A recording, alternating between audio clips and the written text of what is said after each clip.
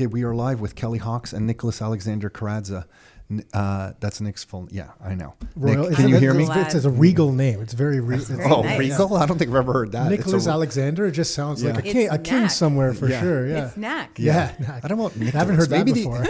Maybe the Alexander part. Nicholas? I don't know. Just let's focus on Kelly. Let's just focus. I tell myself every day when I wake up. We are fortunate to have you here. Kelly, if you don't know, Kelly is the master of everything to do with the Tenant Act in Ontario. And the Tenant Board. You think I'm the master. Because we've never been able to stump you. We were joking around that we're going to call this the Stump Kelly Show. But let's just jump into it. Bill 184 came into effect in the summer, September. So no, this was passed a year ago. Yeah, a year ago, and they had to wait to commission these items that were going to change the act, and some of them came into effect, and now the ones that are really important for landlords to know are in effect as of September 1st. So September 1st, and the big ones are. What can you tell us about utilities? Yeah, so in the past, you could file an application to the board to terminate a tenancy for non-payment of utilities, but they were not able to issue a judgment to recover the amount that the landlord lost from the tenant not paying. Now you can make an application to recover that amount through the board. So you can get a judgment. If there's unpaid utilities and the landlord has had to pay them, you can recover that through the board now. In the past, it was only through small claims court. So if you get a judgment, then you take the judgment over to small claims. You show them at that window at small claims court. No? Is that what you do? Well, you could do it that way, but you can do it online? No, you have to fill out documents, right? Oh, okay. So depending on what you're going to do. So are you getting to how you would garnish it or something like that? Yeah, I'm trying to think. I'm having flashbacks to I had a student rental at York University. This girl in there, I think she was running laundry for the whole area, and we talked about the water bills just like went through the roof. She leaves, but now I'm thinking I wouldn't be stuck with this water bill. I could actually take it to small claims after I've gone to the tenant board. Yeah, so you need the judgment, and then what you're looking to do through small claims is to enforce it. So you're going to enforce it by either seizing assets. In most cases, they don't have that. But if they do, you could seize assets or place a writ on a property. Say they were a tenant and then they bought a property. Or you could garnish their wages. So it's just a matter of transferring that order over to the small claims court. It's like a document, and what you completing the forms and filing whichever enforcement proceeding, so garnishment, writ, whatever it is that you're looking. You can put a writ on a property for unpaid. I guess any amount owing, but it seems surprising. I guess for unpaid utilities, and you can put a writ any on a judgment. Property. So any judgment. What's a writ? It's a lien. Like a lien. Oh, got it. Yeah, I'm used to liens. Legal language. We're advanced. Oh, this is the advanced side of the table. I didn't know. Lien? Writ. I just figured it out. I didn't know either. What does writ stand for? It's just a word. It's WRIT. Oh, I thought it was a writ like sale. RIT or something. Writ? What's a writ? No, WRIT. So it's a writ of seizure and sale. Oh, a writ. Oh, yeah, that's way more advanced. Yeah, a lien. Got it. And you could force the sale of the property. But you have to do that through Superior Court. It's a little bit more expensive. So you probably wouldn't want to look to do that for utilities. Yeah, they're probably not going to let you. Hey, guy owes me $500. I want to force him to sell his property. Okay, so utilities, that's a big change for landlords for utilities. It is. Now, what about rent arrears after vacating? Yeah, can we just back up to the other point about the utilities? Because what these changes as of September 1st also allow you to do is if the tenant vacates, you can still file an application with the board. In the past, you couldn't. You had to do it while the tenant was still in possession. So now you have a year after they vacate to recover rent arrears or utilities still through the board, which is amazing because it's so much more cost effective. Because a lot of times you don't know about damages and stuff until after they vacate the property anyways, right? And then you were only able to go to small claims to do that. Now you can go through the board. You have a year. So this change as of September 1st also applies to damages, as Nick's saying? That's exactly correct. Okay, so utilities, rent arrears, and damages. It all applies. So that is a big update. Are those the biggest things, I guess, that went into effect? What about the changes to N12 and N13? Oh my gosh. Well, I'm not so smart. You mentioned that before, and I wrote a little note. and N12 and N13. Well, I don't even know what those notices are. So this is a change that a lot of landlords need to be aware of because N12s and N13s are the notices that are used if you are need to take the unit for personal use or for a family member or something like that, or if a purchaser requires the unit for personal use. The N13 would be where you're renovating or demolishing the unit. So the changes as of September 1st say that if you file this type of application, you have to also submit with the application every N12 or N13 notice that you have served on any tenant in any of your properties for the last 2 years. Huge. So why are they doing that? Because they're thinking that people are getting, like, what were they seeing that made them do that? Rent evictions. So a number of, so people were kicking them out to renovate, get the higher rents. Yeah. And if they own a number of properties, they would do it multiple times, and this will show the pattern, and that way. That's for the renovation piece. And then the other one was when they were issuing that notice for personal use in bad faith. So now they'll be able to because now they'll see the history. If you did it at multiple properties, then how do you intend to move into this unit? Oh, yeah. How do you if you intend- own multiple properties Sure. and you're telling everybody in all your properties, I'm moving in, And or what- if you've done that in the last year to multiple properties, I guess the adjudicator could look at that and say, hey, look, is this real? Yeah. We have one of my daughter's friends. They just moved back out east because the owner was going to move back into the property. They were renting. They decided they started looking for another property, and they said, you know what, I think we're just going to move back out east because they can work from home now and stuff. So they're back there, but we cycled by the house the other day by chance, and my daughter said, hey, her friend was telling her, like, if you go by the house, tell me if anyone's living there because they're supposed to be living there. And it looks like very clearly no one's living there yet. So this has been about a month, and she wanted to see if it was up for rent. It's not up for rent. There's no for rent sign at least. It's been about a month or 6 weeks since they've left. How long does the homeowner have to be able to actually move into the property after the tenant leaves? So technically, they're supposed to take possession when the tenant leaves, but they could be getting their ducks in a row wherever they're living right now. Sure, so, there's going to be some leeway, of course, but yeah. I would say if you're getting to the 3-month mark and they haven't moved in, that's when you're going to start asking some questions. And they have a year to file an application against them for bad faith, it's called. Okay. Yeah.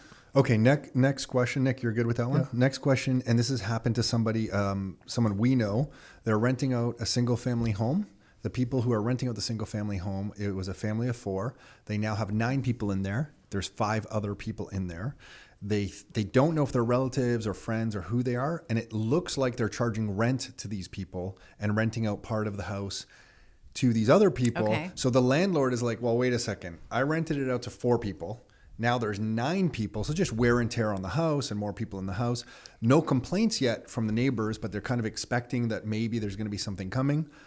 Nick and I have been through this before, and I think I know the answer, but is there anything that the landlord or the investor who owns this property can do to get it back to like a 4-person family unit? So there's a lot of things that you have to look at in this circumstance. You would have to look at whether or not, so the size of the unit would determine whether or not there's an overcrowding issue, and then you'd want to look at the bylaws with respect to that area and whether or not that many people in that space is overcrowding. You also have to consider where these people are sleeping, because if they're sleeping in an area that is against the fire code, that's another issue you want to consider looking at. If they're renting it out and they've actually given them leases, then it could be deemed a rooming house, and you might not be, that's another thing you want to look at, because if your city or the area doesn't allow rooming houses, or you need a permit for things like that, then it's substantially interfering with the landlord's rights. So you need to do a lot of investigative work to get some information to see whether or not you can, you have grounds to file for termination, or whether or not you want to approach the tenant and say, this is what I'm doing. Maybe we can make a deal and we can end this tenancy. The other thing is if they have occupants like family members or friends, the act allows them to do that as long as they're not contravening any bylaws, city bylaws, fire codes, things like that. It's okay. But wear and tear on the property is significant, especially if the landlord is the one paying the utilities. There were 4 people before, and all of a sudden there's 9. There will be a spike. But there's remedies that you can seek if that's what's happening with the property, but it's not a proactive approach. It's a reactive. After you get the bills, going and chasing it. So or it's basically doing a an disaster. inspection and seeing the damage and things like that. Okay. Okay. Yes. Oh, don't sound so sad. No, I don't know. No, There are remedies. Yeah, no, I there are didn't remedies. say. No, it was a great answer. I was a like it great because answer. Kelly's got an answer for everything. And I'm just thinking, like, how long does it take to do any of this? Right, Yeah, right that's now, what going especially. I'm like, through my okay, so mind. 3 years from now, you can. Yeah, but if you don't start, it'll never happen. Yeah, good point. Okay, I think many landlords don't understand the importance of mediation when they go to the landlord-tenant board, and specifically including or referencing Section 78 that you've talked about in the past. Right. So can you just outline, if you get an appointment with the landlord-tenant board, is it still all through Zoom? It is. Okay, It's if you video get, hearings. Yeah. So if you get a video hearing, how do you get to mediation today, and what's the importance of Section 78? Okay, so if everybody remembers, during COVID, they were sending out case management hearings, which was only a hearing with a mediator and the parties to the application. They're not doing that anymore because it was a waste of time. Nobody felt the urgency of pending eviction because they can't force an order. Okay, so now when you log into a video hearing, you sign in. I'll just walk you through the process so they understand. You sign in. They ask you at that time if you're interested in mediation. There are mediators there. They call them dispute resolution officers. If you say yes, then you can be put into a separate video room with the mediator and see if the parties can either narrow the issues or reach terms on consent. This is key because if you're able to reach terms on consent and the order has something called Section 78 in it, that means that if the parties default on any of those terms, then the landlord has a right to file an application to terminate the tenancy without notice to the tenant, because they're saying you all agreed on these terms, we wrote it down in an order, and now you have to follow it. And if you don't, your tenancy is terminated. Do you have to ask the mediator to specifically include this Section 78 thing? What is it, wording? Or? Yeah, so the mediator, if it's an unrepresented party, they're fairly good about asking you if that's what you want, and then they have to explain it to both parties. But if you have a representative, they should be asking for it. Okay. And then, so mediation is advantageous because maybe you can come to some resolution. Both parties agree. If somebody breaks that agreement, you can move towards eviction without going through a hearing. Right. Okay. You just file an application that says, hey, we had this order, we made this agreement, and they defaulted, and now we want termination. So they issue an order in writing. The other good thing is that everybody feels like they have the best case in the world. But when it goes before the adjudicator, it could be a different story because there's two sides to every story, and the adjudicator has a lot of discretionary power. Plus, they have a lot to consider for both parties, especially in this time, because they're trying to save a lot of tenancies or give the tenants an opportunity to save the tenancies. So they consider a Section 83 issues. Those mean, is there circumstances that they should be aware of that would make them allow the tenancy to continue, maybe on a conditional order, so the tenant's not allowed to do certain things. That is what they want to do. So if you go before the board adjudicator, you might not be getting what you want. So oftentimes when you're in mediation, the control is still within the parties to make an agreement. So it will get you what you want. And if not, then it's corrected the behavior. And I guess you must deal with a number of investors or property owners that are kind of set in their ways, and they go to the mediation. They're like, no, look, I'm owed $5,000. I want $5,000. I don't care. And I'm sure there's probably some advice. I'm guessing that you're saying, hey, look, for time, energy, risk of going to the adjudicator, maybe just kind of, it's okay. Like, take less and just move on from this and try to make something work. Because I know when we deal with a lot of investors, the people that just see things as black and white, sometimes with them, you kind of want to shake them a bit and say, hey, look, there's got to be kind of give on both sides sometimes, especially when there's actual real circumstances involved. And it's not just someone that's like has a historical pattern of trying to rip people off or, conning people, that type of thing. Yeah, you're absolutely right. There are some people who do have that mindset. And sometimes the situation calls for that mindset, but as legal representatives, we can advise, but we work for them. So we have to do what they tell us to do, basically. The way I approach it is, if you have all of the information before you, then you can make an educated decision as to what you want to do and what you want to try to achieve. If I've given you all that information and you still tell me to go for it and you don't get it, then that's not my fault, right? So at the same time, certain situations call for, no, we're going to play hardball here. We're not going to mediate because there's been enough of a loss, enough of a damage where you're rolling the dice that you're going to get an 11-day termination rather than giving them a chance. Yeah. I'm sure you've been sandbagged sometimes where you're going into something, you think you know all the details, and then you're at the hearing or the mediation and something comes from the other side. You're like, so you just, is it just Absolutely. Is it just poker face at that time? You're like, no, usually ask to stand the matter down so you can speak to your client. But that has happened. It's so funny that you must say be the that. worst, no? Because then Yeah. you're just like, like, why didn't you tell me that? You Yeah. know? So- Yeah, usually that happens if like the other side doesn't submit supporting evidence to it. Because I've had them where a landlord has said, no, I didn't get paid this rent, or they didn't fix this. And then when the evidence comes, there's a receipt of payment that they gave and they're like, oh, I forgot. Or they're like, no, it was late, so it wasn't. Like, they make excuses, but at the same time, that only happens usually if someone doesn't submit the evidence to support their position, because you have to do that ahead so that you're not I can just imagine how much fun that would be. The next one I have for you is tenant disturbing the peace. The city reaches out to the owner of the property, so the landlord, saying, hey, if this isn't rectified, we're going to fine you $5,000.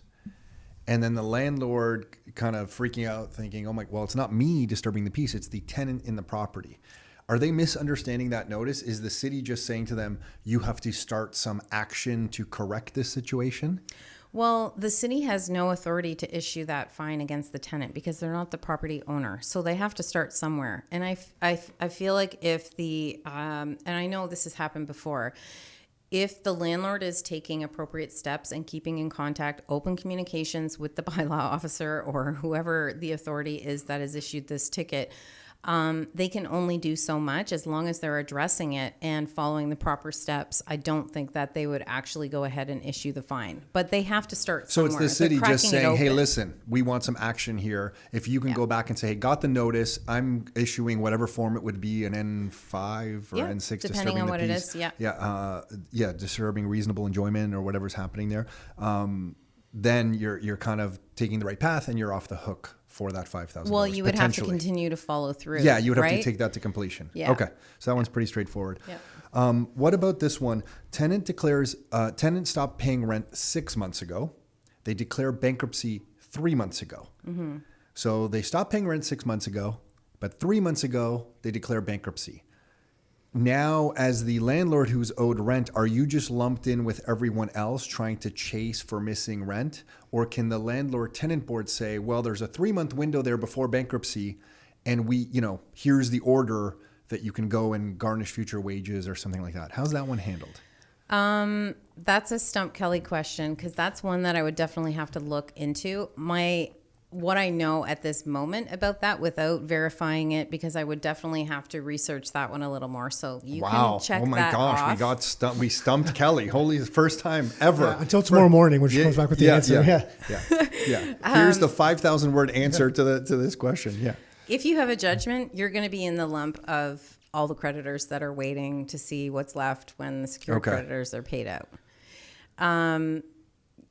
Yeah, it doesn't. So it could stop the process if you were in court, if they provide this information. And again, I'm going to stop there because I would have to look into more of what that's fair board is supposed to do. But basically, it sounds like you're lumped in with everybody else, is what I'm hearing. That's pretty much what it comes down to, because you can't get blood from a stone, right? Yeah. You can't. Okay. They don't have the money. No, agreed. How much are you going to spend to pursue it? I guess if it's a lot, 6 months worth of rent could be a lot, depending on how much the monthly rent is. Yeah, and to everyone, it's a different amount of money. Right. For At sure. that point, what you really want is to stop the loss by terminating the tenancy and then figuring out whether or not you're going to be able to recover. Got it. Right. Okay. What about landlord tenant board updates on how long it's taking to get an order? I don't know if I'm using the right language, after you've had the hearing, because right now, if I'm remembering you correctly, we're getting the hearings in a couple of months. Yeah. And then after the hearing, if the adjudicator has to take it away, how long until we get the order? And what's the roadblock there? Because I'm hearing some horror stories, but I don't know if those are just fringe stories and 80% of everything is happening in real time and working, or is there a bigger problem here? So that's a tricky one because it's inconsistent. It depends on a number of factors. How experienced the adjudicator is, what their workload is, how many hearings how many complicated matters they heard that day, what type of matter it is. If it's a very complicated matter, it seems to take longer for the order, especially when you're going to attend a hearing block. So they're done in blocks, either morning or afternoon. If you're certain types of applications, it's a whole day. So they could see 70 matters, 50 matters, 40 matters, and they have to review all of the terms of the act, all of the evidence and everything to make their decision. So I can tell you right now, very few of them are what's called delivering their decisions from the bench, meaning, thank you, I've heard all the evidence, this is what my decision is. They're not doing that at the hearings. So you're left to so many different factors to figure out how long it's going to take for your order. I've had some come out so fast. I was like, wow, that's been 10 days. That's great. Other ones, I've had to make multiple inquiries with the board to find out what the heck is going on with it. And then if you know who to email, then you usually get a fairly quick response. But then it's them giving the adjudicator a nudge that this has been 3 months since that hearing. So squeaky wheel kind of thing. Who do you email?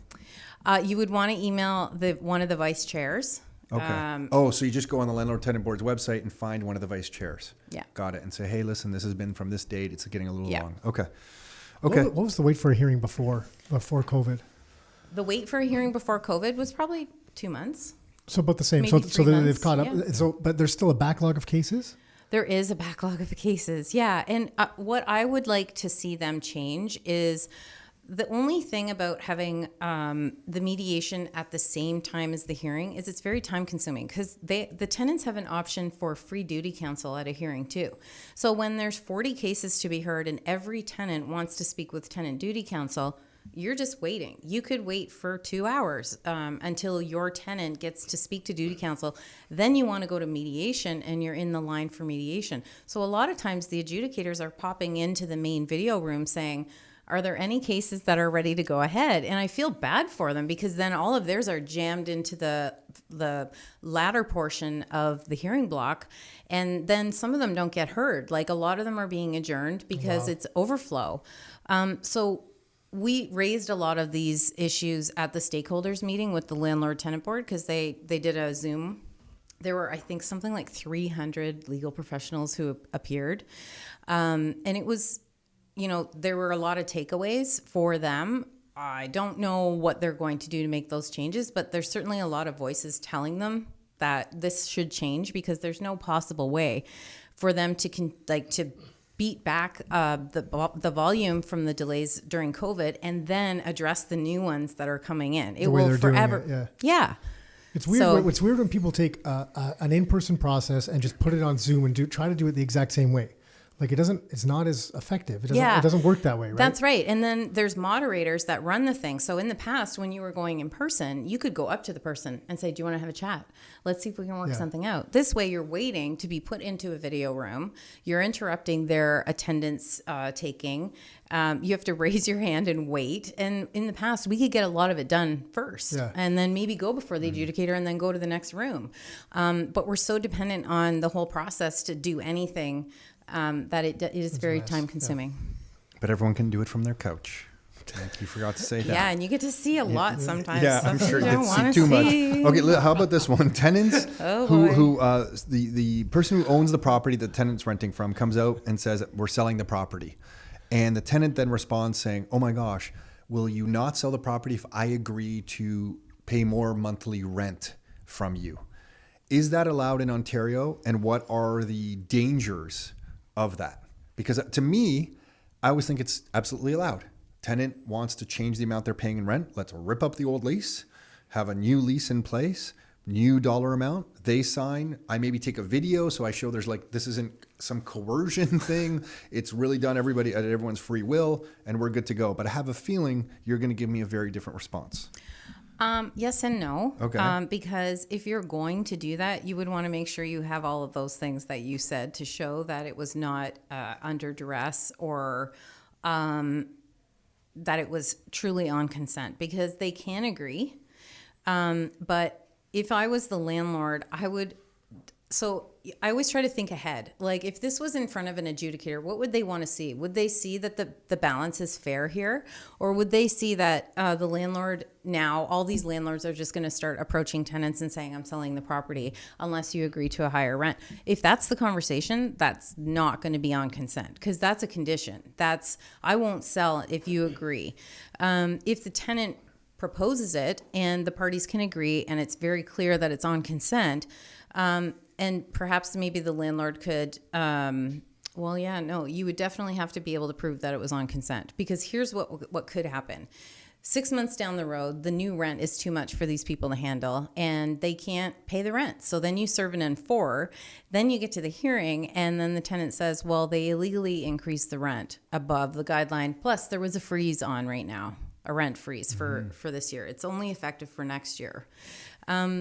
How do you think, that's what you have to ask yourself, what would you need to show them that it was on consent? So I guess I would need a video from the tenant asking the tenant to clearly articulate that I didn't approach them to increase the rent. This was their idea. So could the tenant please state that it was their idea to approach me, and that I guess I would also need some sort of proof for the adjudicator that I really was going to sell this, that this just wasn't, hey, I'm going to sell the property, and then me crossing my fingers hoping the tenant's going to maybe respond to me, that maybe I had a realtor involved and I had comparables and here's my reasons for wanting to sell this property. So I could explain to the adjudicator, no, I'm not selling. And because they're going to increase the rent, this alleviates some situation for me in the reason I was selling.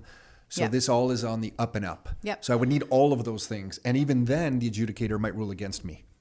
They may or may not. It would depend on all the circumstances. And they may say that you might be able to reach some kind of agreement where you come back from that increase to a mutually agreed amount that is in an order. Or the other thing is it past a year? Because if it's past a year, it's deemed a legal, not an illegal rent increase. So if 12 months has passed, too bad, so sad. This is agreed. I didn't know that part. I actually didn't know that part. Yeah. So the key is you got to actually be truthful in what it is. And I think document it. And document it. Yeah. But that's what the problem is with all this and why so many of this, because so many people aren't truthful. And like, that's why, because some landlords or new landlords will look at these rules and be like, oh, this sucks. Like it's all pro tenant. But it's actually not. No, I agree. And I agree. But the only reason a lot of these rules exist is because there were some very bad landlords, and we've heard a lot of stories taking advantage of other people. So you need to kind of put some of these rules in place to protect people. Yes. But I don't see it as pro tenant either, especially the changes are more kind of evens things out. I feel. I agree. And I think that a lot of people who say that don't understand what their rights are and what's available to them in certain circumstances. And I can honestly tell you that I've had people come to me where tenants haven't paid rent for, in extreme cases, 10 months. And they haven't issued an N4. Like, so how is this unfair to you? There's all these remedies available. It had nothing to do with not getting a hearing date. That would be unfair. If you filed the N4 with your application and you were still waiting for a hearing for 10 months, because that did happen when all the shutdowns happened. But that's unfair, yes. That's a procedural issue that the ombudsman was looking into, that the rules changed because of it. They hired more people. So yes, you got caught up in that unfair piece. But when you haven't even issued an N4 or you don't have a lease agreement, how is that unfair? Like, I think the key here is understanding what's available to them, and hopefully they gain some information by listening to podcasts or, reading online, or there's so many resources available for them to understand what is available to them, which balances out the fairness and the justice of it. It's true. Okay. So the next one I have is, this is a real life situation that happened recently to somebody, Nick, that we know. It's a legal duplex, top bottom kind of duplex, second suite situation. Tenant upstairs is getting a lot of disturbances from the tenant downstairs. I don't know the details of it, but they're not getting along. And clearly the tenant downstairs apparently is in the wrong. The tenant upstairs apparently, the legal clarity there I know is amazing. Have they been found to be in the wrong? No, they have not been found. It's their position. That's their position. Thank you. On video in this house, you see somebody the upstairs tenant, I guess, pops their head into the downstairs tenant's unit, does not put a foot in, just opens the door and pops their head. And I guess to maybe You said, ooh, so that's a problem. That's a problem right away. To confront, and then just closes the door, does not take a step, just literally puts their head in, looks around, goes back out. On the video, you can see the upstairs tenant kind of storm out and, attack the down. I've heard this story. Oh, really? Yeah. Well, it's somebody that maybe we all know, but let's not. Okay. Let's No, not I'm use not names. gonna say anything. Let's not I'm use not names allowed. here. I'm not allowed. Yeah, let's not use names here. No, and but- it is when that so this situation now, the upstairs tenant, I guess, has been physically assaulted. That's the position of the upstairs tenant. I think there's video evidence of that. Yeah, so. yeah. Well, I'm not sure if it was That's the totally on the key. video or Oh, not. no? Some of it looks like it goes off video a little bit. Okay.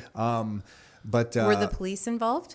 the police were called Okay. afterwards, I believe. See, this is a horrible question. I'm just curious, when this kind of situation, when there's physical altercations involved and somebody popping their head into someone else's unit, what comes to mind for you? I know there's Okay. not enough detail here to really make Right.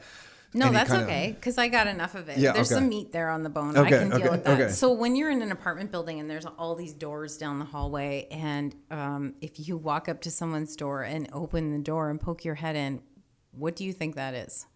Yeah, trespassing. That's right. So if it's a legal duplex and there's a door dividing the two units and that is a door for the entry to the other tenant's unit, that's exactly what it is. But, Yeah. Sorry. but No, yeah. got it. No, So no, then What's that? anything. No, but I'm just thinking if it's just it- the reaction. Then it goes to the the criminal reaction- side. The if the reaction person- for someone closing the door and leaving. Does someone have the right then to go and actually physically assault someone I because think of the it? You know what I police mean? said then somehow it could be considered self-defense because someone had put in their head to Maybe, but someone it goes, else's. it's up to a judge because if the guy had closed it, left, and was walking down the street and he found him 15 minutes later, That's true. versus Yeah. 20 seconds later, you know what I mean? Then it goes to like Okay. a criminal. So not a good question. So the other Got thing it. is what's the history of these two people? Because if they've established a relationship where that was a common thing, but right now they're arguing, so there's a lot of factors to look at, Yeah. right? Because then it might not be considered trespassing because they've created this historical behavior that it was okay. Or if you opened the door and threatened him. Jeez. That's okay. different, Yeah. Okay. right? That's a mess. Okay. Ontario standard lease. But now everyone knows what this type of stuff that you have to deal with sometimes. Yeah. Right? Welcome to be a yeah, landlord in Ontario, in the world. Welcome to getting lucky investing in real estate. Oh, jeez. Yeah. Look how lucky you are. The prices went up. Yeah. Do you know what I've dealt with over the last freaking 20 years? Ontario standard lease. What is the importance of actually using it? Because to my shock and horror, you're telling me some people are still not using the Ontario standard lease. Yeah. What is the Ontario standard lease is a PDF document that we can all download and use. It's pretty straightforward. Yep. If you're not using that on a new lease signed today, what happens? So technically, it's one of the reasons that a tenant does not have to pay rent. That's huge. So if they request a copy of the mandatory Ontario standard lease and it is not provided to them, they do not have to pay their rent until But then they're- do they have to sign the lease? if it's not provided to them within a 30-day period, then they can technically terminate the tenancy without notice to the landlord. There's all these things that people don't understand. One of the biggest things is that. The second thing is that this document is very simple. It's simplified. Yes, the wording sometimes is confusing to people, and some of the sections, they don't understand what information they should input in there.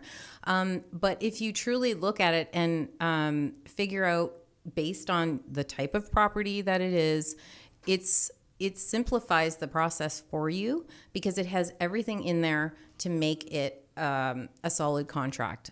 And people are still not using it. I've seen homemade ones from 2020 or the real estate ones, the Oreo ones still. We get those in the office. I'm like, you have to actually, you can use that now for the agreement, but then you actually have to put it onto the standard lease afterwards. Yeah, the problem is once it's given in that format, you can't force them to sign another that's one. fair. So just start it out from the beginning. Well, it's a lot of the times when we're listing a property for rent, Mm-hmm. it's the other side that's bringing that as like an offer almost, and they kind of use that as the lease. I'm like, well, I no, see. don't do that.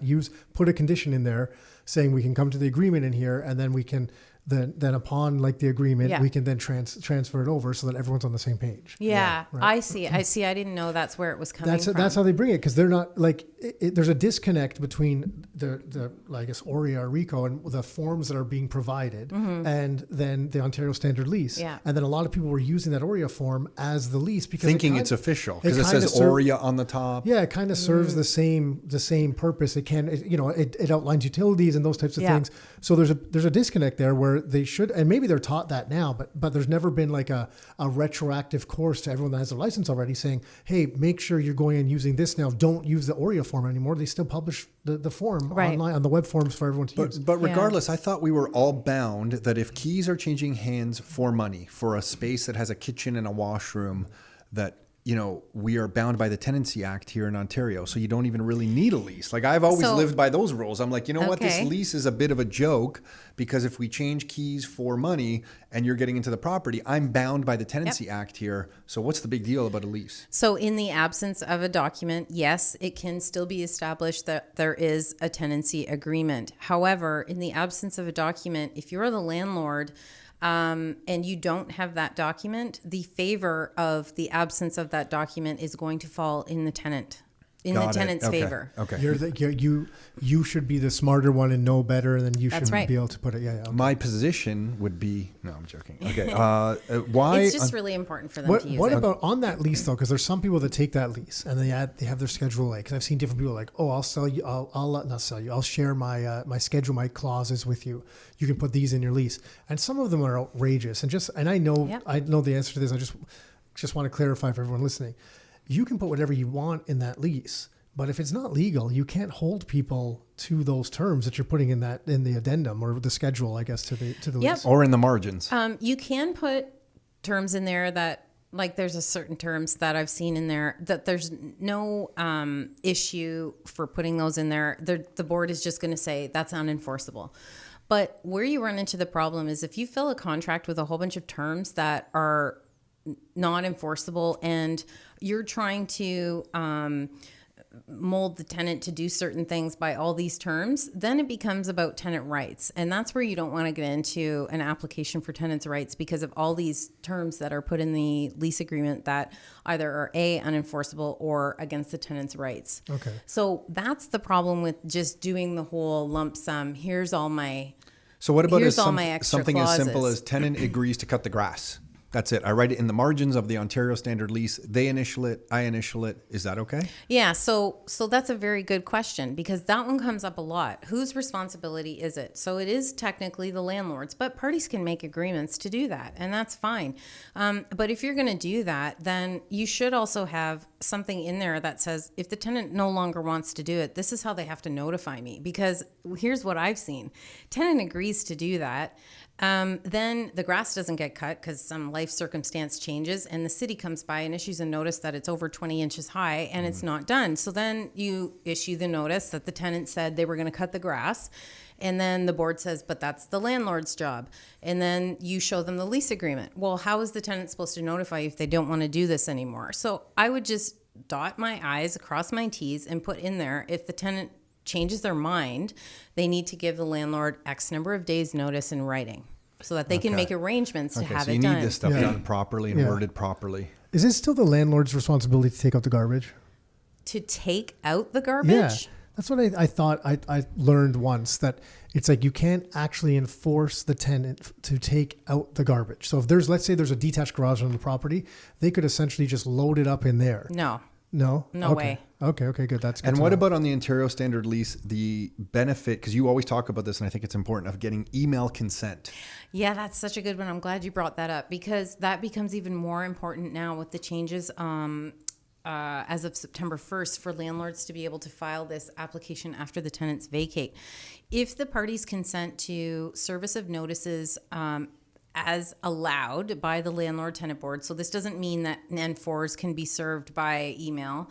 Those still have to be served by the proper methods. And for anyone listening, N4 is for a notice for late rent. Yes, any of the N notices have to still be served by the rules, okay? But if you, the rent increase notice, the notice to enter, those things, if they consent to be served, even this will apply for evidence. If you're going to a hearing, because now you can submit the evidence by email. If the parties consent and the email addresses are there, and that is the form of communication that they've consented to, then you can simplify the process by using email to contact them or serve certain notices. This is very important. Yeah. Okay. So that's a big new one with the Ontario Standard Lease. That seems to be huge. Okay. I have another question. And yeah, because if you don't have that part filled out, then you shouldn't be doing it that way. That's and right. Then it's a problem. Yeah. But Because by default, people kind of go that way. Yeah. But the biggest thing is you can after even they specify, vacate, you can still email them notices, to your point. because you have their email. Yeah. That's right. And you can even specify notices of increase, notice to enter. You can add things in as long as everybody initials and signs the document. Oh, wow. Yeah, I didn't know okay. that part. And then if the adjudicator said, you know, if you went to the tenant board and the tenant or past tenant said, well, they emailed me stuff, but, you know, I left, I don't use that email address anymore. I guess But they you would have to consented prove. to Yeah. Okay. So they can't receiving argue. it. What about text messages? Because so much happens by text messages now. I see the threads from people saying, "Look, my tenant said this or that." Yeah.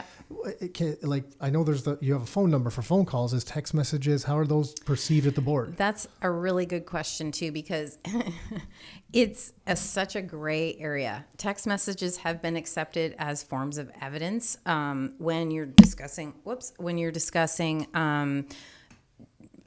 Details of whatever incident happened, or giving them notice to do things like this and that. But technically, if you're going to serve 24-hour notice to enter, text message is not acceptable. So any if the parties agree, that's fine. Like if the tenant doesn't have a problem with it, but if they deny entry, then technically you haven't served them with proper notice. So anything you're doing formally, you want to do it properly by the books in case you need it for some sort of court purposes or something. You need to go back to however you agreed to communicate with them. Yeah. And it's so simple. It's just a spot that you fill out, and it just makes all the difference. Then can you ignore their text messages and not get in trouble for it? So that's Another funny. gray area. That's funny. It is true, because if you're ignoring them about maintenance issues or about You can't do that. No, Okay. I can't do that. But some of them text like late at night or early in the morning, and truly business hours, unless it's like, hey, the place is on fire, then of course you're not going to be like, well, it's only 8:00. I'm waiting till 9. With some to tenants, deal with for a this. while, I was getting almost daily text messages, Yeah, that's and then too some much. with videos of different behavior of other tenants. It was a disaster. Anyway, Yeah. where do you draw the line on maintenance? So, you know, if the security of the property is not in place, doors can't be locked, locks of different rooms and that kind of stuff, and appliances and toilets and air conditioning, if it was there when they moved into the property, I understand that's the landlord's responsibility to fix. But I always see this one come up in a shower. When mildew builds up in a shower, sometimes if the ventilation isn't being turned on, you know, the fan in the shower, the windows aren't open, it's not really mold that's building up there, it's mildew. But people tend to freak out. Is that something the tenant should just take responsibility of and correct the way they're handling kind of the airflow in there? Or is that a maintenance request that goes to the landlord and it's the landlord's responsibility to fix that mildew? Otherwise, a tenant could argue that that's mold in the future and things get out of control. Where do you draw the line on like, how do you know what needs to be done and what doesn't really need to be done? So that's a good question. But So you want to think of it this way. If your tenant called you and said there's mold in the bathroom, you're definitely going to want to go to the property and see what's happening. Sure. If you determine after assessing the issue that the reason why it's mildew or that pink stuff that I've seen this in my property management days, if people don't rinse it or if they keep the doors shut after a shower. Sure, yeah. After time, it does cause some kind of buildup of something, but it's not necessarily mold. So if you go to the property and you're able to determine that it's because of the tenant's behavior, then you have an issue that is created because of the tenant. If it's because there's water leaking from somewhere else in the house, then that's a landlord issue. So you definitely have to assess it. So you have to assess it and keep a record that you've assessed it. Mm-hmm. Okay. And if you do go and find evidence of mold, the last thing you want to do is not address that, because then you get into tenant applications where their health is affected and all these things. So why not take the time and go out and assess it, or send someone out to assess it and figure out if this is caused because of the tenant's behavior and then address it accordingly, or if there's a bigger problem, underlying problem that you need to fix. Got it. Okay. Okay, and then the last one I have for you is around garnishing wages. Is there a guide? I think you've mentioned before. There's a guide. Is there a guide online for people to follow on how to take an order from the tenant board? I don't know if it goes like through the whole Okay. thing, but when you go on the Ontario Court Forms website, all of the documents have instructions how to complete them. And then you can also check out what the process is. So it'll say steps to obtaining a judgment. Okay. And then you go through like issuing a claim, serving the claim. Like I like there's the this voice whole, change. Yeah, Yeah. right? It sounds like you call in. Yeah. Yeah. Press 3 for. Can steps to- you do our automated attending before you leave? Yeah. Okay, got it. So there are guides. If you Google that up, you'll Yeah, kind of find 'cause- those things there. Small claims court, you can still self-represent yourself if that's what you choose to do. Got it. Right. Yeah. I remember when Nick and I were I think we've told you this. We were representing investors at the landlord tenant board, not knowing that we couldn't, and we were speaking on their I've never behalf. heard this story before. Really? Oh, yeah, sorry. yeah. Yeah. I'll tell. That's why I was like, I'll tell them stories. that's- You're here live. I don't know. I don't know who I've told these stories to and who I've not told these stories to. I'm just giving you So- a hard time. I'm glad someone else is. Usually it's only me. Usually, yeah. See, this is are good. great Did you see his stories. face? You know what it is? Yeah, I'm like, really? I get He's to tell the not story used to again? me giving him a hard No, time. it's good. It's good. Okay, so I got another one for you. This is a current day one, and you've already sent an email about this, but it's around vaccines. Okay. So not in an apartment building, not a multi-unit building like that with kind of separate apartments, but let's say it's a house with two, not a duplex, but a house with a second suite. So either shared entry or some sort of entry door, like in the middle of the house to go downstairs. So they're living in the same house, and there's someone is in one unit and is vaccinated, and someone is not vaccinated. It can, if the landlord, if the one person that's vaccinated complains, they say, "Hey, I don't want this person in the house because they're not vaccinated. I don't feel safe." Does the landlord have a right to be able to evict based on those terms? Sorry, and I'll just ask you the next question, because I was going to give you a second scenario. The second scenario would be like in a student property with multiple people living in the house. Just each so they have a shared common area with individual rooms. And the same thing, can they evict based on that? No one from the house no one else is from the house is complaining, but the landlord is saying like this isn't a good I know good the answer to this one 100%. Do you? Yeah. They can't. Do you wanna answer it? Because where is the current state of Ontario law? If Ontario came no out, law. if Ontario came out and changed the law and said you have to be vaccinated, but there's no law to Okay. point to. So- but I'm not the authority. No, the act has not changed to set out any rules about that. So in the absence of that, then you look to the provincial laws and what the bylaws are for the city. So, and then also for student rentals, that question came to me, and it applies.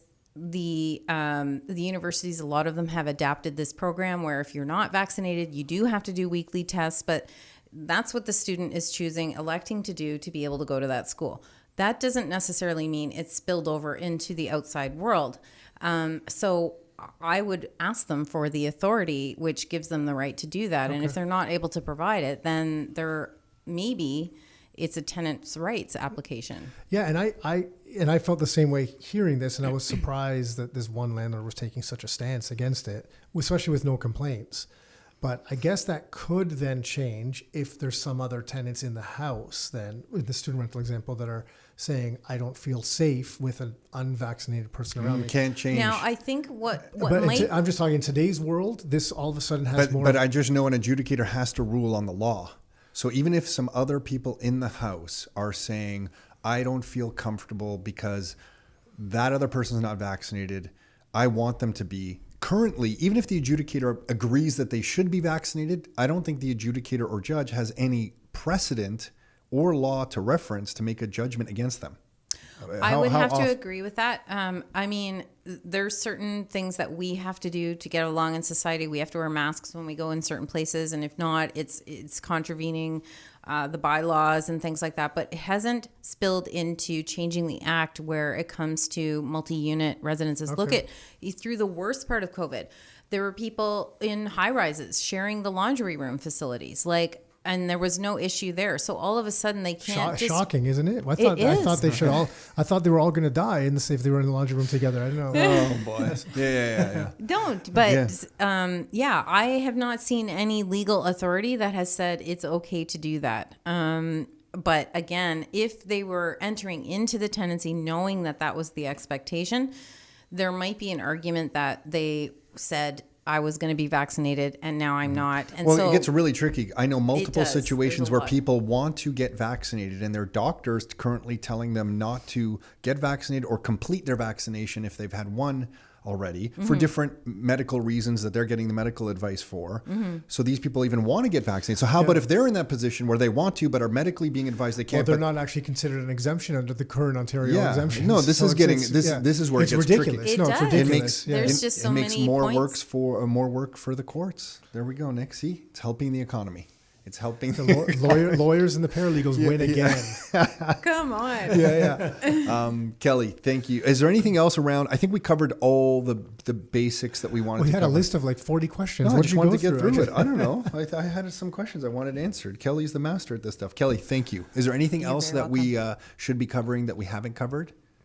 Not that I can think of at this time. I mean, we've talked so much about all the different changes and things like that. Those are the highlights that I just wanted to make sure that everybody was aware of, because you can definitely benefit from those as landlords. Who do you work with and how do they find you? Who do I work with? Yeah. I have my own firm. It's KH Paralegal Services. I've been licensed since 2012. I can be contacted through my email at Kelly